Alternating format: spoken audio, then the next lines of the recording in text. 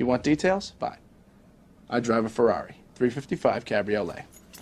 What's up? I have a ridiculous house in the South Fork. I have every toy you can possibly imagine. And best of all, kids, I am liquid. So, now you know what's possible. Let me tell you what's required. It's lifeadvicerr@gmail.com. And we got one here. He wants to be anonymous. That's great. Okay, he says gender, male, age 21, hometown, Jersey, weight 6'3". Wait a minute, that's height normally. Height 6'3", weight 6'3", 210, big dude. Goes to the gym twice a week, eats sort of healthy, binge drinks 4 nights a week. You do the math. So, 21, you can definitely drink 4 nights a week and still be in shape. All right, he is a senior accounting major at a good ACC school. GPA mediocre at best. So that means it's even worse. Work experience, 2 years as a busboy, 4 years as a waiter. So you turned that busboy experience into a wait shift. Good for you. Low key, killing it money-wise in a mom-and-pop Italian place. Shout out service industry. Also an intramural sports ref. Okay. What's the problem? Kyle's like, this guy's a legend. He's have his own TV show. Okay, here's the question. I'll get right into it. You've looked at the measurables. You aren't impressed. I don't know. You're tall, thick. It's okay. The prospective employees feel the same way. However, with that being said, I know I am much smarter than my GPA shows due to advanced metrics. 10 years of standardized tests, SATs, 1480, no big deal. An IQ test all show me is 90th percentile plus smart guy. I don't know if he's saying to me, is he shit-talking me here? I'd love to see where this goes. Let's see if he does it again. Okay. Say what you want about these tests, but there is at least somewhat direct correlation between those scores and intelligence. Sorry for the statistics sidebar. I'll move on. My grades have mostly suffered I thought we were moving on. Due to normal college-related balancing of obligation issues. Despite the mediocre grades, I've had an awesome experience at school. I really developed as a person. In high school, I was somewhat shy and anxious in social settings. Now I'm confident. Yeah, you are. And I feel able to always be myself. Enough of the sappy stuff. Being myself is doing a Brad and Chad shtick in an attempt to get with women and similar to my grades, have a mediocre at best level of success in that department. In short, what I lack in grades, I make up for with personality and soft skills. Like you, I feel like I have a very good sense of people's character, their feelings on me, and best of all, just how full of shit they are. In short, I have a very strong nose for bullshit. The key to this is understanding that almost everyone is full of shit to a certain extent, even ourselves, which we've talked about. I like to say I'm 40% full of it, 15% of the time. All right. Sex Panther. Okay. Right in that happy zone where I'm a dirtbag, but know the things about me that are well enough to identify them. The jobs I can actually get out of college are of the sales variety and very commissions based. Knowing myself and talking to people in the industry, I'm the perfect guy for this industry.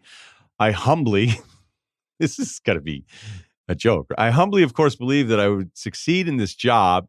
Here's the curveball. Thank fucking God, man. I get to the point too quickly. That's my flaw. Now, here's where the curveball comes. There will always be this itch in me to attack college basketball, coaching grind from the ground up. I have a couple connections in the industry and could wait tables to make ends meet while I make $400 a month as a Division III assistant coach in Pennsylvania. This is obviously a huge commitment, and I want the advice of someone who's the perspective of bet on yourself and double down. Not sure if I'm ready for the maturity of the adult world. Let me know your thoughts. Love the show. Thank you in advance. Okay, a lot to deal with here. Let's deal with something. I'm going to get to the advice part of this first. Go do the college basketball thing, okay? You're 21. Whatever you think you're going to do, like this is the mistake young people make, is that you'll go, oh, I'd love to pursue my dreams, but, I want the stability of the money and I want this other thing and, it'll probably be a better career. Whatever you think you're settling on, you're probably going to change that 4 or 5 times anyway. So why not take the shot now? And if you already have connections, you're ahead of like 95% of the people that even would want to do this. You're also fucking crazy, which means you're perfectly suited for college basketball coaching because those guys are nuts. All right. They make football coaches look normal. So you already have that part of it down. You're a psychopath who apparently is smart. You're definitely full of shit because I think you're lying to yourself through half of this email, which works perfect in that industry too.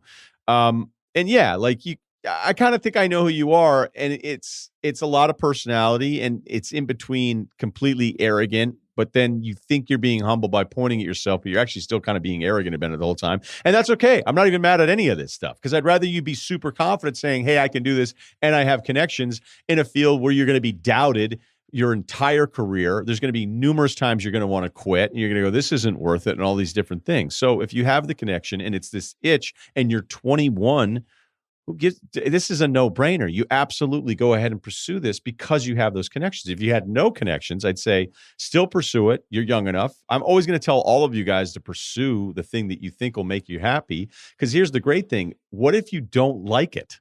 And then you go back to the thing you thought was settling, and then you realize, hey, this isn't so bad. I mean, it's not being average. It's not accepting defeat. It's having the experience to know the things you always wanted. I mean, how many times just in life have you thought about something you've wanted so badly and then you got it and you were like, actually, this isn't that great.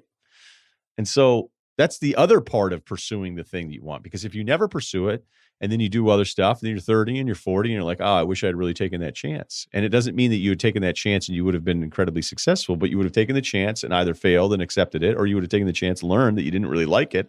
And it ends up setting you up for bigger happiness doing the thing you thought was kind of settling. But there's another part of this that I want all the young people to listen to. You guys are out of your fucking minds on the money part of this stuff. All of these jobs that are really hard to get that everyone wants, and the math doesn't work for the number of people that want to work in television, want to work in movies, want to be writers, want to be on TV, want to work in sports, sports talk radio, podcasting, writing, coaching, basketball front office, baseball front office. You're not going to make any money in the beginning. You're just not. And we can make this huge argument about what it means about society. Here's the answer. They would get people to get these jobs for free. Okay? My first job was $12,000. It sucked. I got lied to. I was told I would make 30. I thought, okay, I can still pay my bills at 30. At 12, I'm going to go bankrupt. And if I had time to fill out the paperwork, well, I didn't have enough debt to actually go bankrupt, but you get the point. Like, I was broke. I was screwed. I was lied to. I'm not saying that that's great, but all of these emails that come in and be like, well, the money won't be great. If you care about money right out of college, don't do these jobs, because nobody says, hey, you know what? I want to pay an entry-level sportscaster $100,000 just because it's the right thing to do. That'd be bad business. It would be bad business. And so I see this all over the place with what entry-level jobs are supposed to be at. And look, it'd be great if the entry-level jobs were 60, 70, $100,000. Why would anybody pay you that when they know that they don't have to?